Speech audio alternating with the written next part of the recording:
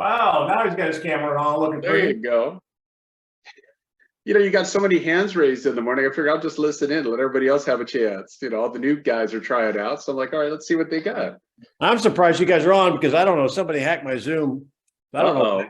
They sent out, hey, Louise, he sent out like, this meeting's canceled. Yeah, I know they mentioned that this morning. I didn't see that, but it might just be a private lesson for you and me and Louise then. I'm texting people. I'm texting people that I know would otherwise be here.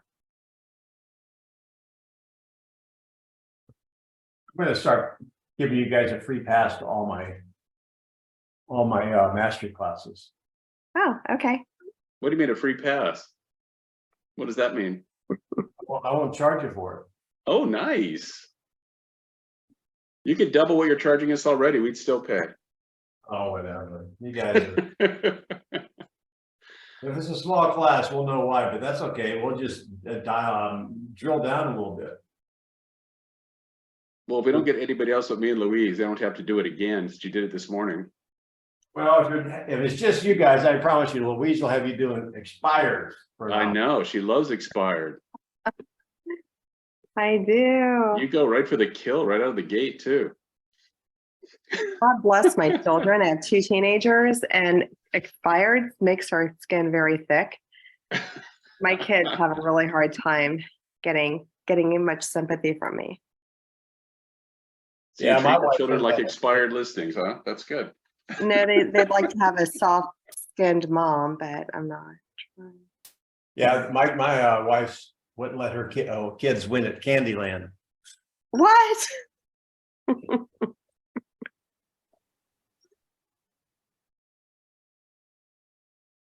How do you stop them from winning at Candyland? It's kind of a random game. So fun. That was one of my more enjoyable children's games. Candyland was nice. Chutes and Ladders was always fun.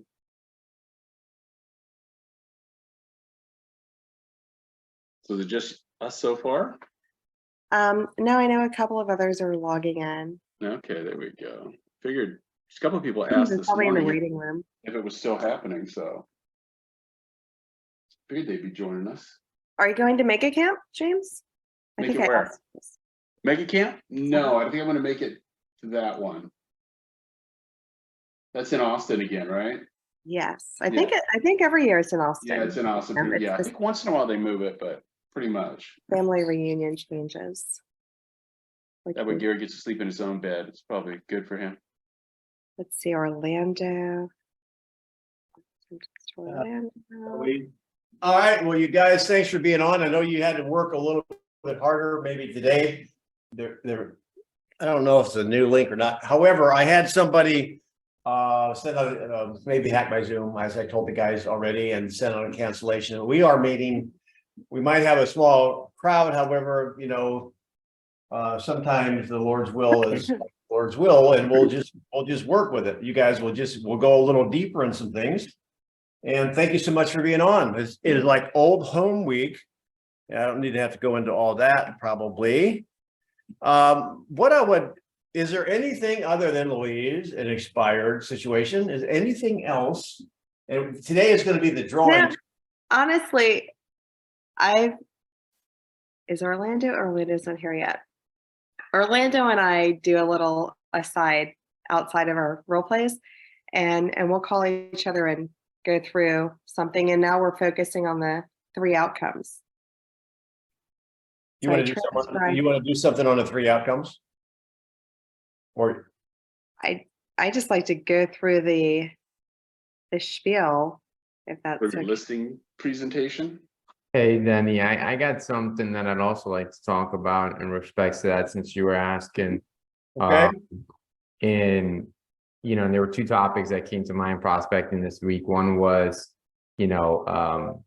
landlords that have tenants in place and they feel, some sort of emotional situation with in regards to, what's going to happen with the tenants. And a second objection that I had was in regards to, frustrated sellers who had previously frustrating experiences with previous agents and feel like they don't want to relist because the last time that they had an agent, you know, it just didn't work out the way that they thought, and they're kind of closed off to the idea of listing. But they'll say, oh, but I'm okay with paying a commission. I think you deserve a commission, but I don't want to list the property, you know. So let me ask you this, you guys. So we have a small group. So can we maybe get a little deeper on the psychology of how to approach a conversation? Let's just, Yeah. Sometimes I feel like agents have a hard time identifying the pain. So Jose, the first one you said, I've got a landlord that has empathy for the tenants, and I don't want to sell because I don't know what's going to happen with him. Is that accurate? No, I don't think that that's the only reason that they don't want to sell, of course. Yeah. Well, there's more, and there's more. So what else is there? Yeah, no. So I think that, so the guy said, well, you know, I asked him, hey, you know, went through the whole thing. They was like, oh no, I have tenants in place, and I also maybe they don't feel the pain. I don't feel like there's any other reason why I would sell, and I have tenants, it's cash flowing, what have you. So there was no pain for that person. But I had another prospect in a similar situation who said that with rates today, because he was friendly with them and he lived with them for many years in this multi-tenement building, that they were almost like family, and they knew they were going to have to be displaced at current prices. So that's kind of where he felt. So let's talk about that.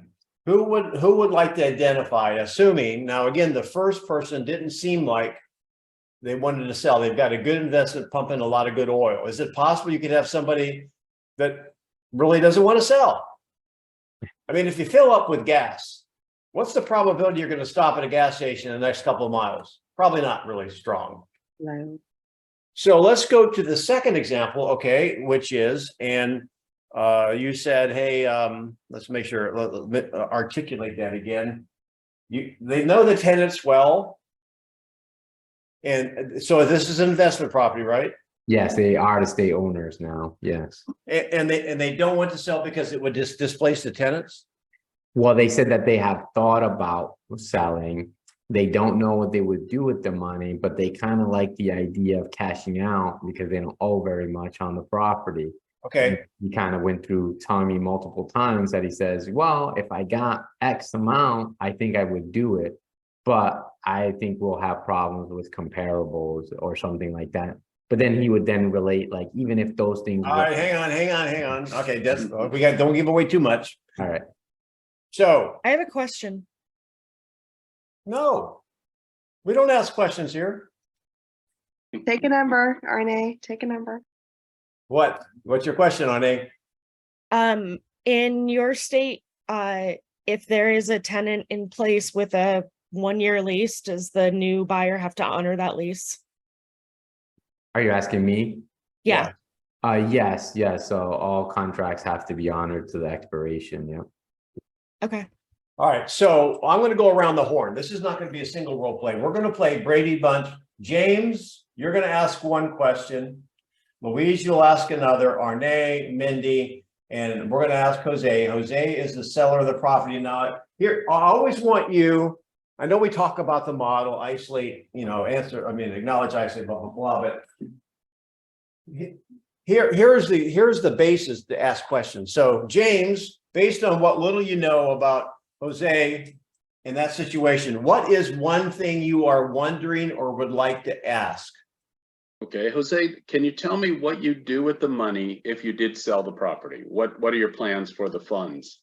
Well, you know what? I'm not really sure. You know, we've been talking to our accountant. Me and my wife have talked about it over the years, and you know, we don't have a definite plan on what we would do with the money, but we think it would be nice to have the money, you know, because we're getting to a place in our life that, you know, we might want to retire at something in the future.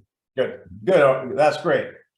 All right. Now, what I'm going to do, I'm modifying my rules because sometimes I always ask a question for a follow-up. So I don't want to rob you of your follow-up.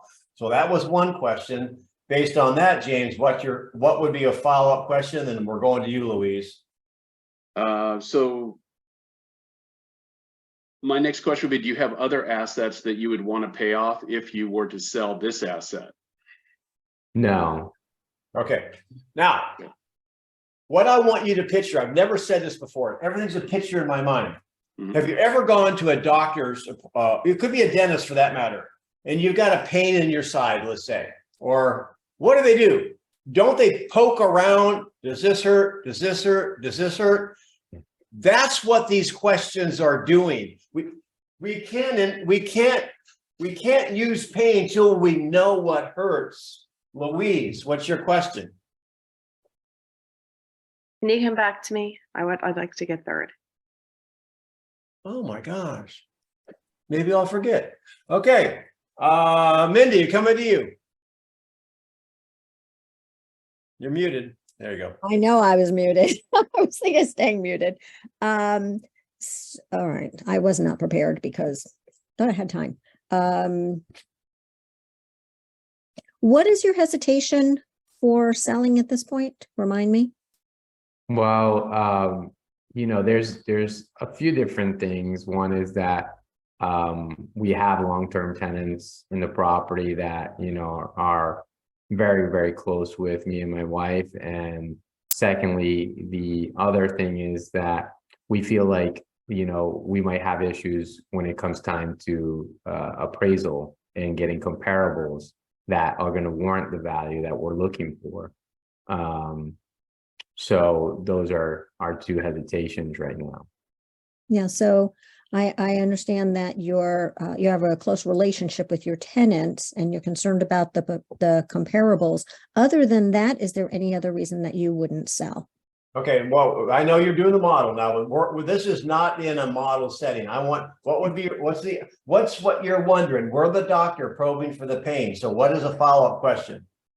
What if your tenants can remain in the property and be taken care of?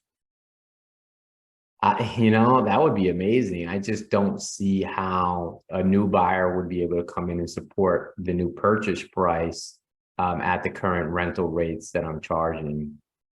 Okay, good. Now Louise says she's ready. Okay. Okay. Jose, if you had an asset that was about to lose money, would you want to know about it? Oh, see, now you're tracking with me. That's where you're poking. That is always, all right, so I know you want to help people, but let's say, and what analogy comes to your mind, maybe? Maybe the dollars on the hood of your car that you're driving and you're watching your money fly away. I'm just thinking something as simple as, if your last finance purchase was for a car and you had 3.99%, why would you want to pay 6% when you could get it for 3.99%? There you go. Now that's, you got to make it. Generally, there's always a pain point around money. I want to use my friend for my listing agent. Well, is it worth investing $20,000 in your friend's career? You see where I'm going? So, all right, you can answer the question. Jose? Yeah, sure. So can you repeat that one more time, Louise? Yes, let's see. If you had an asset that was about to lose a substantial amount of money, would you want to know about it? Absolutely. Okay. Jose, if you could sell the property today and know that you could make money, and you knew that 6 months later, you would be able to sell it for 30,000 less, would that be a concern to you? Yes, it would. Okay. I've got to stop just for a moment and we're going to go back. Arne, get ready. We have Sandra from Houston. I think it's Houston, somewhere in there. She won my wife's listing contest. She's at our villa in Mexico. And I gave her, she's already probably 3 coconut and rums under the bus. No, I am not. But you do hear their grandbaby in the background crying because he's really, really tired. Yeah. Well, Thank you for being on. We don't feel a bit sorry for you right now. Okay, so Arne, what's your question and follow-up? Are we still doing pain? Mhm. Well, do you have another idea? I mean, pain is a great motivator. Okay, Jose, could you remind me again where you were going? Yeah. If you sold this home? Yeah, we live in New Orleans right now, so we Mhm. don't go anywhere. It's an investment property. They don't know what they're going to do with the money. So it's investment property, Arne. Okay. You want to pass? Yeah, because I was gonna ask the questions that Mindy asked. Can I do a follow-up? Yeah, hang on. Let me go to Orlando first. Okay. Orlando, you get 2 questions. We're probing for pain. The guy doesn't, he heard part of it, probably enough of it. So what questions do you wonder? Once you find a pain point, you'll find a key. Got it. I'm talking to Jose, right? Yep. Yeah, that's right. Hey, Jose. I'm sorry, where was he going to again? It's an investment property. So he doesn't know what he's going to do with the money. He's got long-term tenants in there. He's worried about appraisal value, blah, blah, blah. So. Got it. Hey, Jose, what if I could show you a way where we could still sell your property and not worry about the tenants being interrupted? Would you be open to that? Yeah, if you could do that, that sounds good. And what will we do about the comps in the area? Well, obviously as an investor, there are plenty of opportunities for other investors to evaluate it. So other than, that's where I'm stuck. I don't know where I was going to go with that second one. That's okay. All right, James, coming back to you. So Jose, can you tell me, are the renters currently giving you a positive cash flow on your investment? Yeah, I mean, I bought this property a long time ago, about 10 years ago, and it's I don't owe very much on it anymore at this point, so I'm not, it's not straining me to keep them there. Okay, and how did you come up with the price that you were looking for in order to sell the property? There's just, a lot of, I looked at Zillow, and I've also heard, about what's been going on in that part of town, and a lot of out-of-state buyers from Massachusetts and New York, paying these crazy, ridiculous prices for these properties. So, I've heard from a few people that, used to live there because it's located near the military base, where I was stationed out of when I lived there. So now that's kind of how I came to that conclusion. Okay. Oh, sorry. Now, time's up. So somebody tell me what you think the situation is. Where's the key to this individual? You've asked a bunch of questions. Does anybody have a question? Yeah. Ask him if he thinks the market is working for him or against him, and show him how it's worked for the last 6 months. And if he waits longer, he's going to lose the money. Well, okay, but however, wouldn't it be true that only matters if that matters to him? Yes. Doesn't matter. What matters to him? His tenants, Tyler. Tenants. Yeah, he's really not motivated to sell. All he cares about is making top dollar and keeping his tenant in there happy. So let me handle. So let me give you a couple things. Okay, number one. Okay, we're talking about the value. When in doubt, you ask. Okay, so you might be right. So let's ask. All right. So Jose, you're worried about it, the comps being not good enough, and you're worried about your tenant. That's like 2 concerns. Which one is the biggest concern for you? That's a great question. I think that putting my tenants through this without knowing that it will work is probably the biggest concern for me, because I'm not sure if we'll be able to get that appraised value. Well, all right. So now you just brought up tenants and value again. You only get 1 card. Okay, value. Now I'm going to stop a minute. I mean, that was a realistic answer. However, when they're giving you jibber jash or whatever you call it. Jibber jabber. Gibberish. Yeah, It's gibberish. that's a great Scrabble word, if I ever could play that game. Isn't it fair to ask for clarity? Yes, If you say, I want the number one thing, then he answered with both of them, you're on a cul-de-sac. Right. And if, so the other thing, here's what goes through my mind. If someone's worried about the value in appraising, you know what comes through my mind? That's future.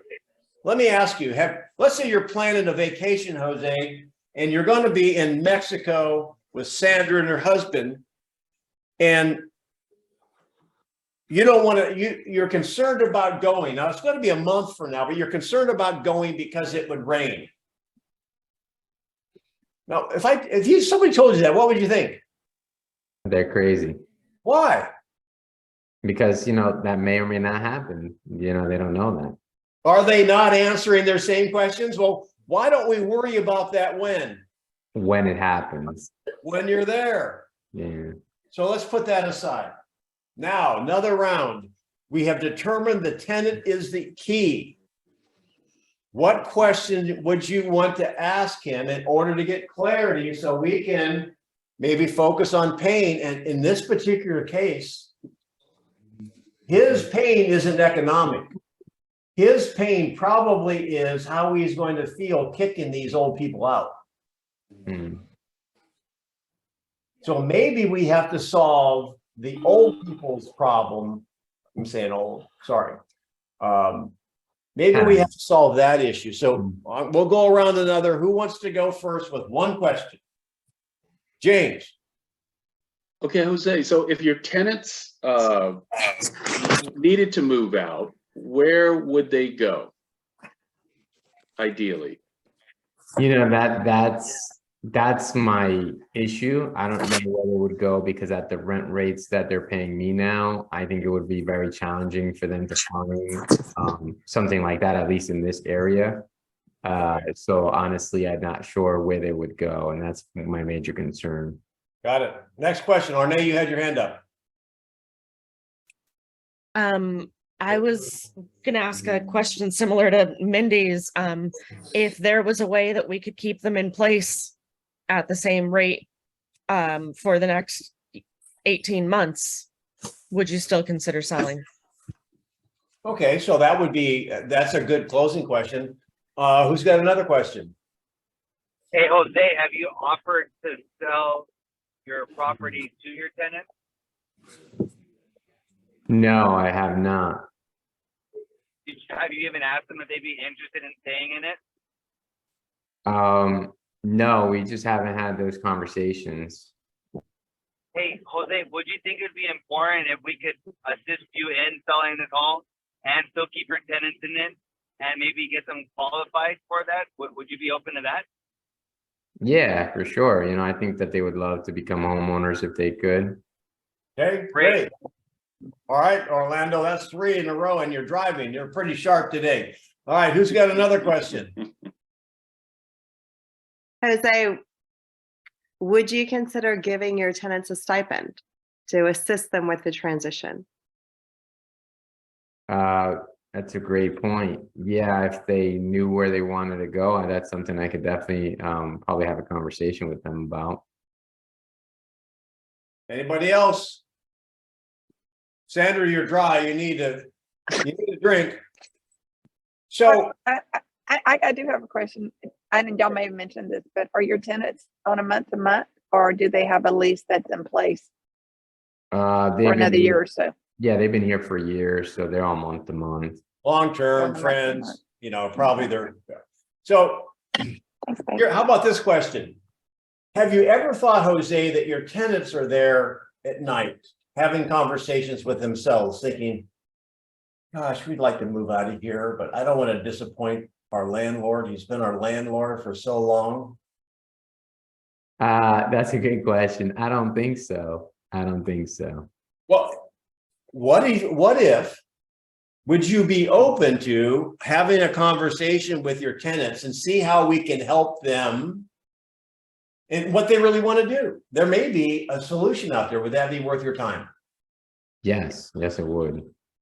Now, all right, let's stop here. So what did you hear during this? Because we have more time in a small group, we actually did a little more digging. Where's your ahas in this conversation? For me, it's, you know, it was digging deeper, you know, like asking some more questions and understanding that the pain is the key. You know, that was my biggest aha, that, you know, unless I identify what that is, I'm kind of spinning my wheels, because I'll never get to something that will motivate him to take a decision in one way or another, you know, and kind of clarify it for both of us. So that was probably my biggest aha. You know, he's either going to be a seller today or tomorrow, and this is going to find out if he's really ready to do it. So that was my biggest aha. And the other thing was, you know, presenting you know, solutions for what he was posing as problems, to see if I gave him a solution, is he still really interested in selling? Because that also weeds him out to find out if he's an interested seller or not, today or tomorrow. You know, they're always a seller, but is it today or is it for another day? And I think that was my aha. Anybody else? Thank you for that, Jose. Anybody else have an aha? I think the fact that you guys were digging a little bit deeper, because I actually have this situation going on right now. The tenant's son is buying the condo for his parents. So I think if you dig and find out, number one, if the tenants want to buy, or if they have a family member that might want to buy in order to keep them in the apartment, condo, whatever. So I think digging deeper always helps, because we're problem solvers. Anybody else? I like that, because we asked so many different questions to find solutions. You can still press on his pain point, but you can also make him the hero in this situation. Okay, And awesome. who doesn't want to be a hero? I know. I mean, it's awesome to be a hero. I know, I do it every day. No, I got hero jammies. So anybody else? One more. Anybody? I had one. Can I share mine? And I don't know if I've ever taught it this way, is that the pain, we always, in order to solve this situation, I think we have to get rid of realtor speak and focus on the person's real problem. Because yes, we can go and say it's going to be worth more or less. I mean, we can go into all that, which fits a lot of different molds. However, how many agents would take the time to really say, okay, well, find out who the tenant is? Can we have a conversation with them? Can we find out how we can help them? Sometimes that problem isn't economic. Sometimes that problem, somebody else, they are the gatekeeper to the solution. They're the linchpin. And so you know, Jose, you kind of summed it up in your second point, is the key to that person has nothing to, money isn't an issue. The fact that it may not appraise, I think it's secondary. You solve the tenant's problem, I think you have a listing. Anybody agree with that? Yeah, I think so, for sure, because he had very little motivation. So you had to kind of create the motivation for him to sell by getting the tenant problem off the table. Yes. Yeah. And he was pretty positive, because he actually allowed me to email him after and told me to send him some comparables, and you know, he's open to another conversation, so he wasn't off put either. Well, the conversation, see if you include the tenant and let us know. Kevin, you got your hand up. What's going on in San Francisco, my friend? So I didn't mean to have it up. It's good to see everybody. Thank you, Denny. Yeah. Oh, you didn't know you had it. Okay. Yeah, it was already answered. My question was already answered. So thank Now, was there something else in the beginning we wanted to cover? Because I have a couple other things up here. For those people, I talked about this on Recon yesterday, I think. And so I've got some new situations. Like, for example, we have people that have the buyers we're working with, the sellers we're working with, give us objections. And my point yesterday was, you know, for example, I don't want to sign in the yard. I don't want to lock. So I want you to be there for showings, blah, blah, blah.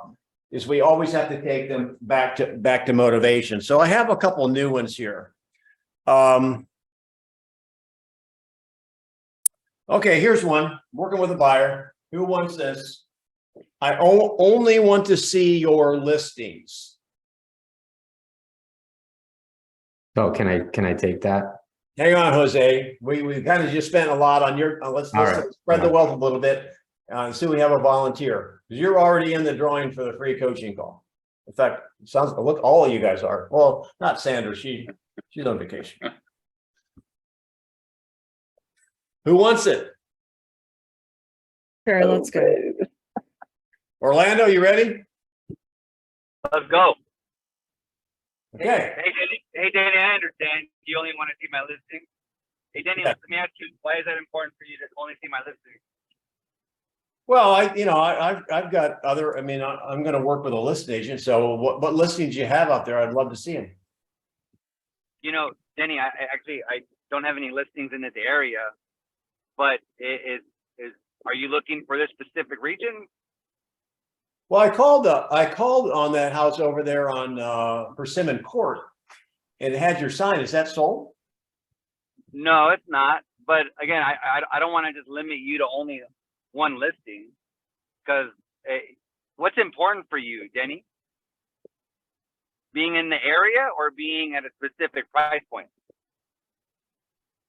Well, budget's important and area's important. I'd say both. They're from Orlando. I understand. Hey, Denny, what's more important?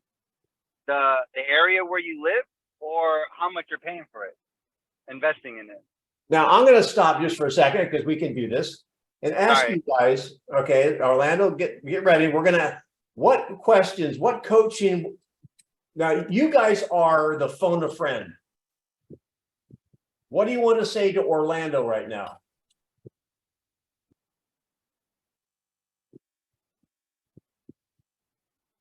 Why do they want to buy a house? No, I'm the buyer. You're going to be the angel in the shoulder, whisper in his ear. What direction would you give him right now? I would encourage you that I'm out of an office of over 600 agents that have other listings as well too, and why limit yourself to one agent when you can open up the door to over 600 plus agents from my office, plus the whole MLS. Well, but I'm going to work with the listing agent. So what else? What? Give him some coaching. He's starting to go down a trail that I think he's missing it. What is he? Wait, hang on. What is he talking about? What were you talking about, Orlando? Where were you going? I was just trying to focus on, he only wants to list he only is looking at my listings. But I guess my question is, what was important for him? Where it's located or the price? The price, right. I was trying to figure out which to isolate, kind of like what you did on the last role play. What's the most important thing, and then go from there. Yeah. But what is my concern? Go ahead, Louise. Because I took it differently in the beginning, but then I realized this is what we've heard before. This is a buyer that only wants to work with a listing agent. Yes. Not, yeah. Because I took it the way I think Orlando took it, but then I realized this is the buyer who is looking to get a deal by working with only the listing agent of every property he's interested in. Possibly. We don't know that for sure yet. No, but that's where I'm going. It is. Okay. There you go. So I don't know this is really interesting. I don't know how you could interpret it any other way, but what is clear to me, I mean, when you have something clear to you, don't you wonder why the world is not clear to everybody else in the world? So how did you get on that track? Maybe I didn't clarify the original question, what you were looking for. Well, maybe I didn't understand the actual role play for whatever reason. That's okay. I didn't clarify the scenario. Denny, am I the listing agent and the buyer's trying to reach to me directly only? I could have done that at the beginning. Well, I wasn't clear in the beginning, but I did say that. And I said, I really want to work with a listing agent. I did say that. And that's why I wanted to stop you, because you started going with price and area when that wasn't really where I was itching. Can you see how that can happen easily? And you wonder why we don't connect. So now that you know that, who wants to take over for a minute or so on that? Anybody? I got Orlando, Jose, your hand's still. Hand is raised. Jose's hand is raised. Arne's Yeah, hand is so raised. I mean, and that's what I was gonna lead into that. I was just gonna say, well, Denny, wouldn't you want somebody who's looking out for your interests? Well, I would think the listing agent is looking out after my interest because they get both ends of the transaction. Well, honestly, Denny, most of the time when you're talking with the listing agent, he's already signed a contract to represent the seller, not the buyer. And he can facilitate that transaction, but he doesn't have, most of the time, have your interest come before the sellers. So assuming that it works in this deal, of course, we would love to help you out and assist you and try to create a win-win for you and the seller. But if it doesn't, on your next property, are you really wanting to go there without representation? I'd like to give you an analogy. It's like showing up to the courtroom without a lawyer. Would you do that? Okay, so any coaching on that, you guys? Any coaching? We're all. That's for permission. Don't just give it. What else? We're all experienced here. What else would you say on Jose's comment to me? Ask more questions. I like the analogy, but I would probably change it to, if you were getting divorced, would you use the same lawyer to represent both of you? Good one. Well, okay, I mean, all right. Or now, if you were getting sued, or was it a little, was his statement a little lengthy? Yes. So what we want to do is be very piffy about it, right? And I'm a big believer on setup questions. Okay, so that's good. That's good feedback. All right. Where's who had her hand? Where are you? Arne's got her hand, but where's Mindy? Oh, Mindy, you had your hand up. Are you ready to play, or the cat got your tongue? I did, but I was just about to eat something. All right. You know, I think cat got the tongue is really funny. She's got cats crawling all over. Okay, Arne. I do. okay, so why is it important to you to work with the listing agent? Well, I think that they're going to get both sides of the deal. They have the motivation to get the deal done because they're getting double commission. Okay, and since they listed the home, who do you think their first obligation is to? Well, I mean, I understand. However, if there's multiple offers, which isn't, and you guys, we created this monster. We did. If there's multiple offers, which is pretty common because the inventory is low, there's a higher chance that agent's going to get my offer through, and at least I'll get the house. Top that one. This is an advanced objection.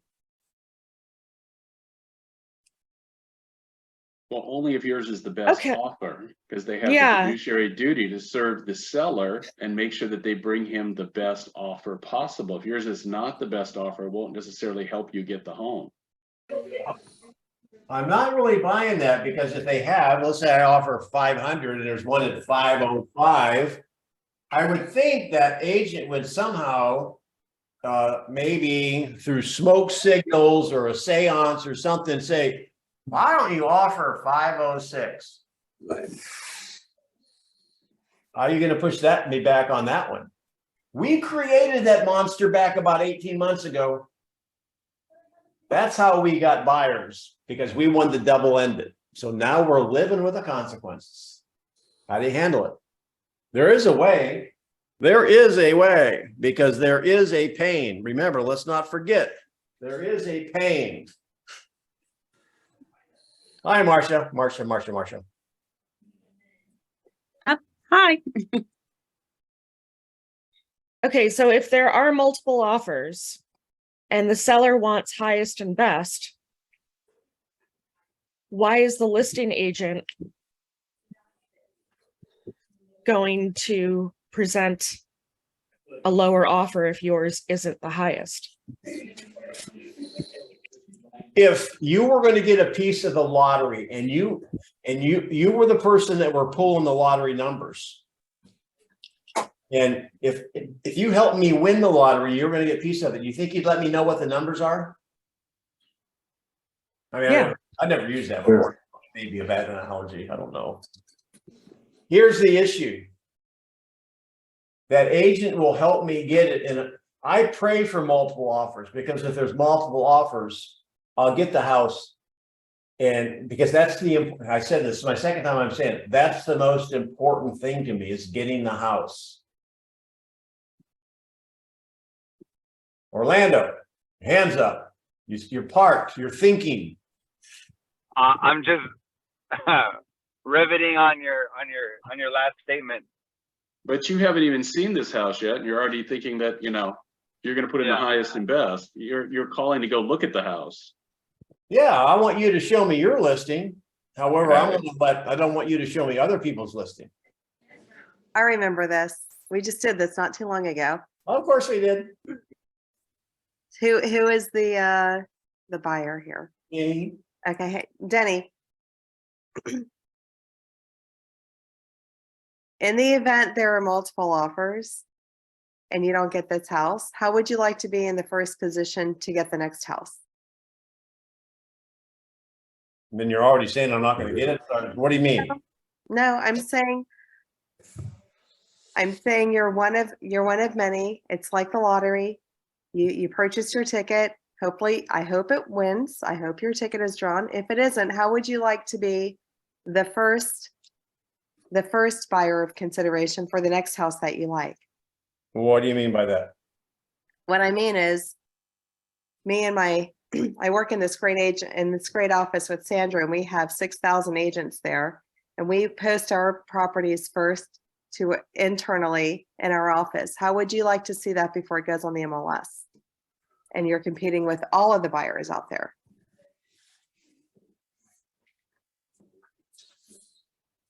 Well, what you're saying is that your office gets a listing and I may get to know about it beforehand. Before it goes on the market, we list it internally. Okay, now you're on the right track. However, Value to you. you know me, I'm a Stephen King objection handler.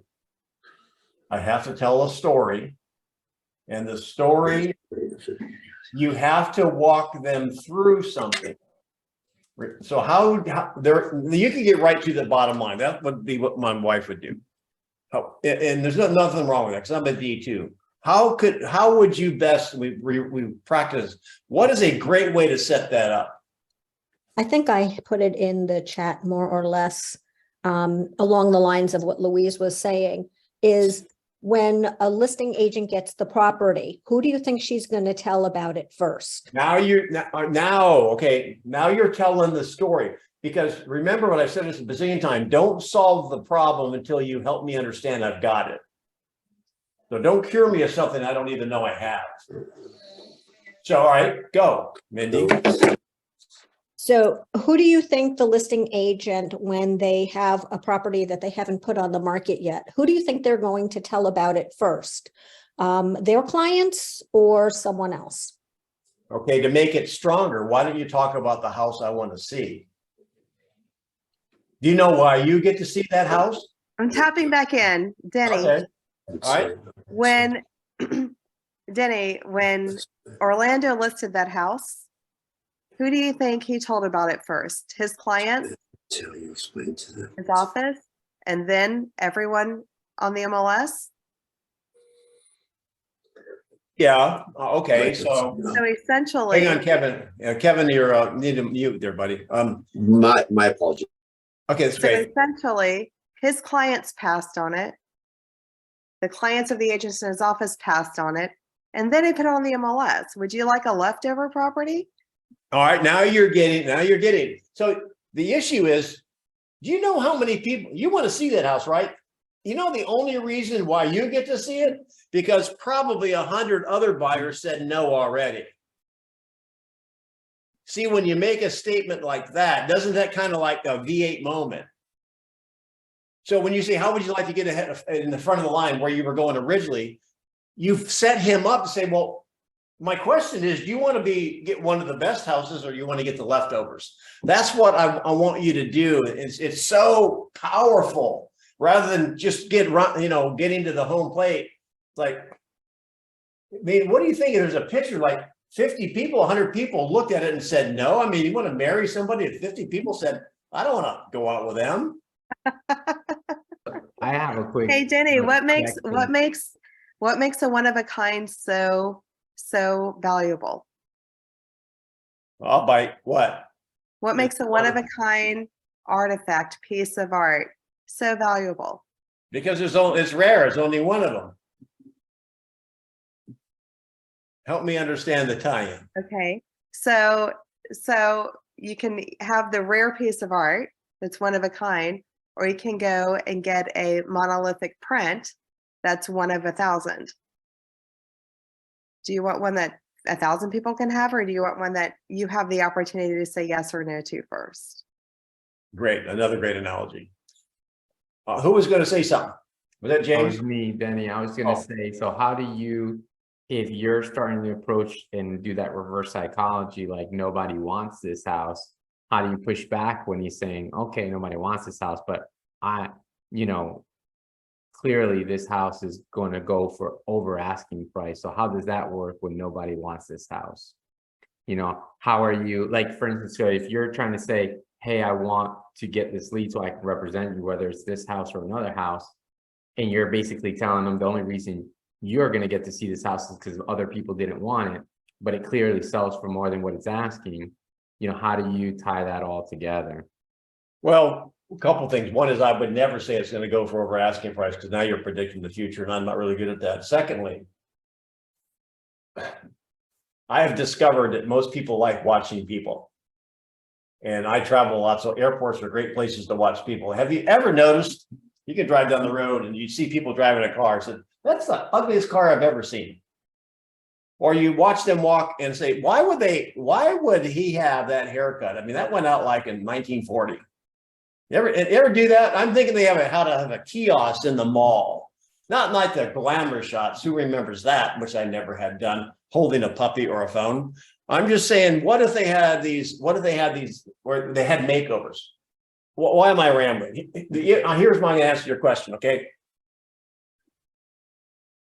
There's no accounting for taste. There's people that will buy ugly and love it. My question is that you? So in that statement, are you telling them to not go for that property? That's where I'm losing it. No, however, that would be the conversation, probably not before they see it. It would be after they see it and it doesn't meet their needs. I see. Okay. That makes sense. Of course it doesn't meet your needs. I mean, because the ones that meet your needs are sold before the sign goes in the ground. And go back to Louise, how would you like to get ahead of the curve? Boom. Be here all day. That was awesome. Hey, Denny, Marcia is our friend from Pivot, and she texted me with a conundrum while we were in the role play, so she hopped on. Can she share her conundrum with you?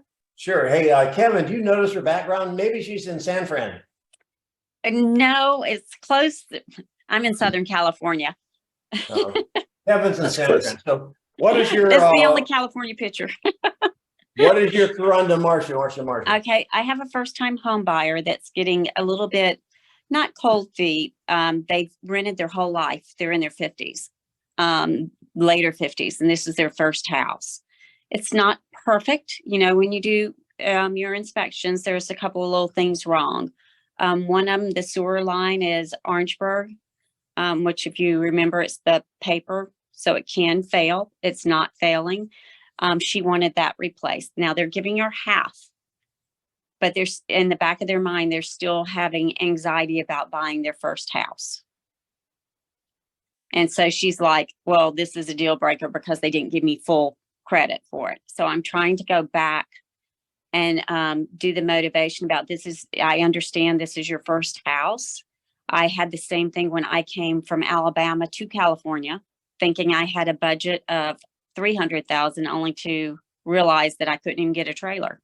So I said I had to change my whole way of thinking. And I understand this is a lot of money and you're processing it. And I didn't really fully process it until I moved in and realized I made a great decision. So how would you calm their fears so that they stay on track?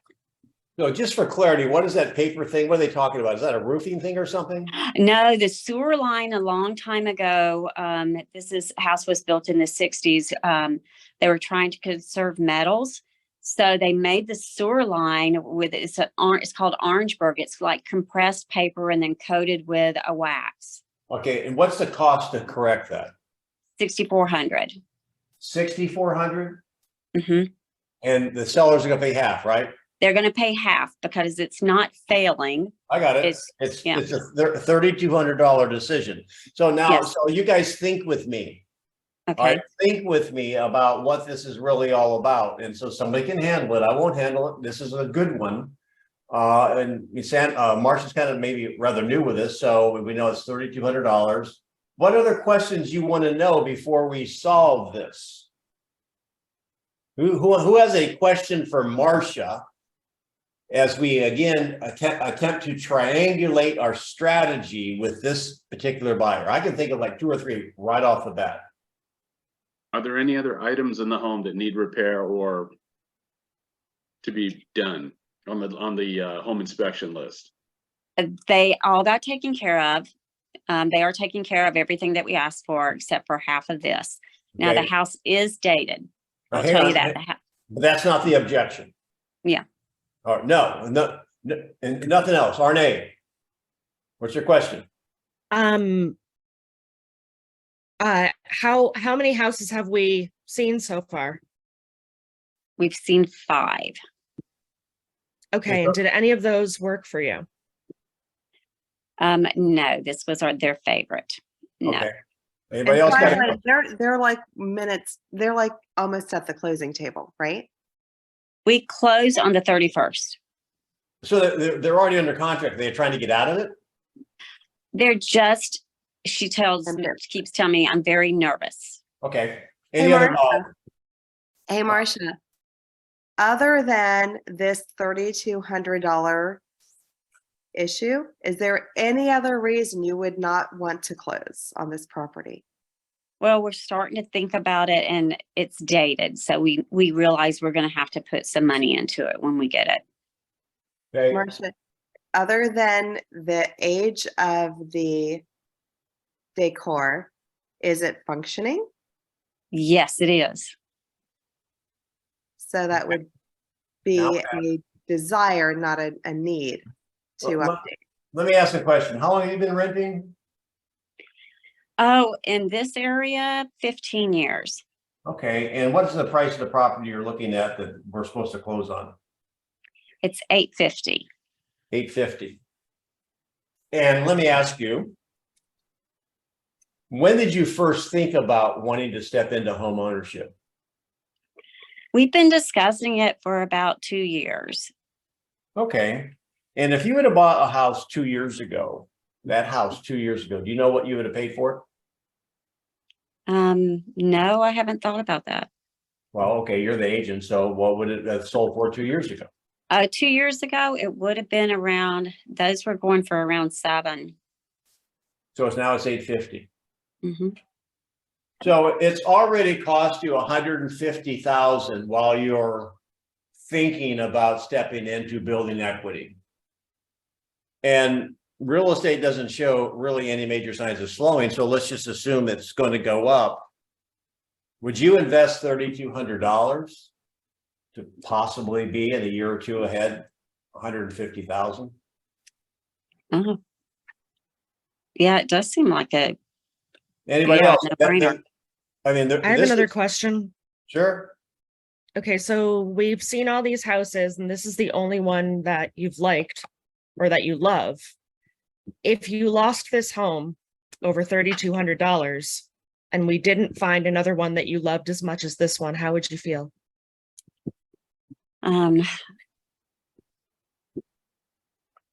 Good. Probably upset. The answer doesn't really matter. How we're Yeah. talking about, that is a great That is a great pain question. I got another one. Who's got some others? Mhm. Do you feel the market's working for or against you? There you go.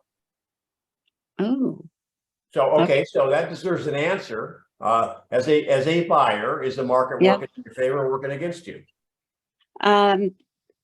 they think it's working a little against them because there's not much out here for to buy.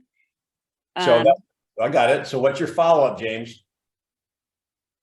So if you feel like the market is working against you, do you want to wait longer when there's less inventory and maybe not find a home that checks as many boxes as this one does? Yeah, that could be it. However, I would go to numbers. That means the next house you buy is going to be more than $3,200 more. There's another question that's like right on this, laying on the edge. Would you be okay knowing that this house sold for that $3,200 that you were looking for?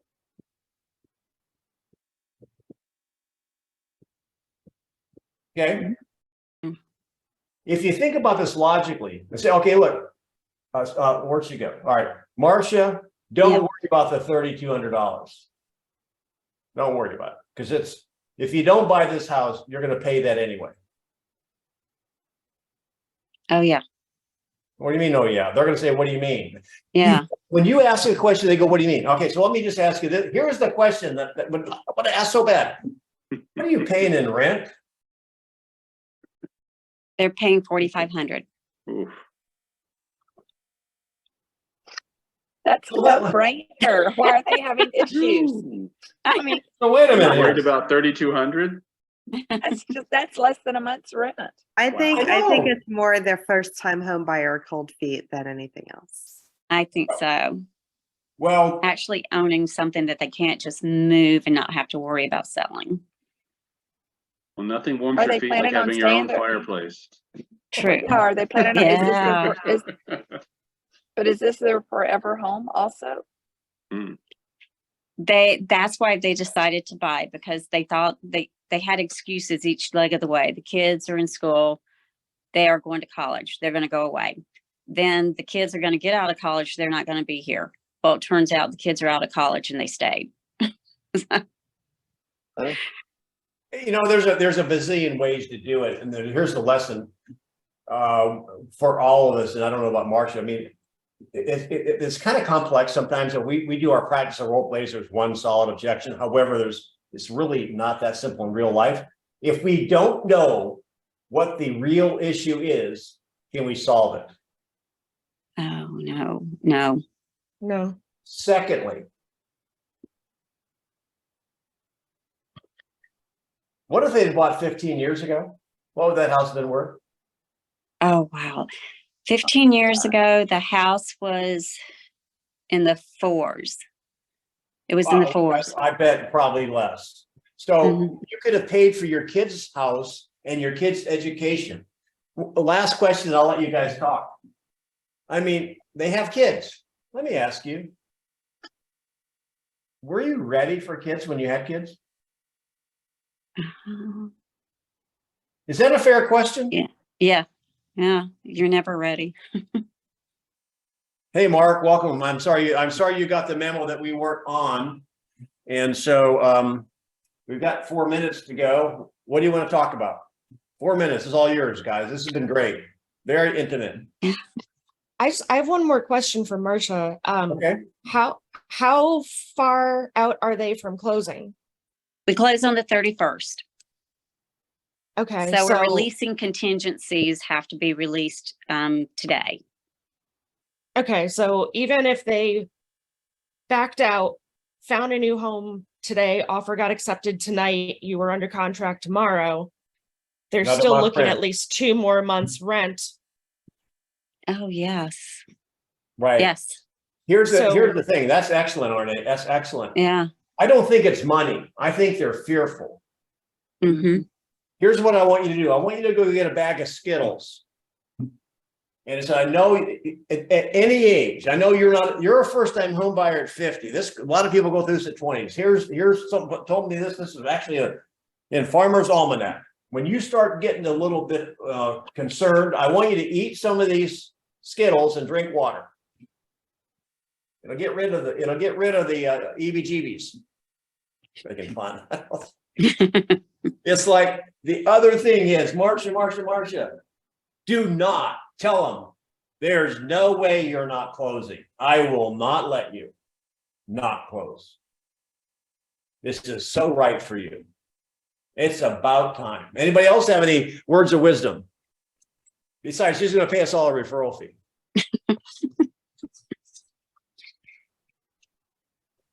Yeah, and I think I was just gonna say, Marcia, it's always good, I think, and you guys can tell me if this is it, but always to point out the positives of that, you know, the fact that you said that they took care of all their other concerns and are paying half of something that is still functioning, that isn't even a problem, like Denny said, yet, or it's a future situation that may or may never come, like furnaces and boilers that have a certain shelf life and can last for many years beyond that. So I think it's good to point out to them, like, you're going to have money and that could last you another 12 years and you're going to have that money in your pocket, you know? I think they're going to replace it. The sewer line is going to be like new. You know? Yeah. Well, you could also remind them too, you know, if their kids really did move back, sorry, but you could help them think about the memories that they're going to create if because their fear is an emotion. So instead of having a fearful emotion, then help them to have kind of a faithful emotion that look what we're going to be able to do with our family in the next 30 years, and hit it on that end too. Yeah. Can I say something? Janet, sure. If I can get the math right, what can $54,000 do for you if we wait another year? What do you mean? Losing in 1 year, 4,500 a month, isn't that? Yeah. No, I'm not good with. Yeah. You're spending your kid's inheritance. So I tell you Yeah. what, we have the drawing. So Louise, almost everybody played here. So do you have a list of people who played last week and this week? I texted it to you. In the chat. I didn't text it to you. It's in the chat. Why do you do that? I have nobody helping me. So while I'm looking at this, Sandra, would you be kind enough, if it's appropriate, turn your camera on? We want to see the pool. Yeah, give me a second. And the pile guys of act empties here, beside you there. Oh, Oh, not a man. bad spot. No, it's not bad. And then there's my hubby. He's And working my too. Some vacation. son. Oh. No, we gotta What do make I some have to money. do to win this? Yeah, that's we give that trip away every year. If you want to play, we'll get you in the contest somehow. Would you help me, Louise? Because you have the list. How many is on it? 16 on the list. 16 on the list. So Sandra. Yes. Why, you know, it's happy hour. Give us a number between 1 and 16. 14. Who's 14? Not Janet, I hope. She's already won everything. It's someone who's not here right now. They have to be here. Give me another number. 11. 6, 7, 8, 9, 10, 11. Not here. All right, give me number 3, 6, 9, 12. Give me a number between 1 and 12. 6. 3, that's you. Me. I'm looking at the Brady bunch. You're number 6. 4, 5, 6. So you get 30 minutes. James is on the 6 for the list that we have. Who? James. Wow. All right, we'll do that one then. So James, you've got 30 minutes coaching call. I don't think Sandra could take me for 30 minutes. No, Perfect. that is sounds a great. given. I felt like we got a private session today. This was a great change of pace. I liked it. Did you guys like it? Did you like the format? Yes. Yes. Yes, I like That's that. super helpful. Thank you, guys. Well, I like that other agents were just chiming in when like just spitting off each other. That was good. good. Well, thank you for that.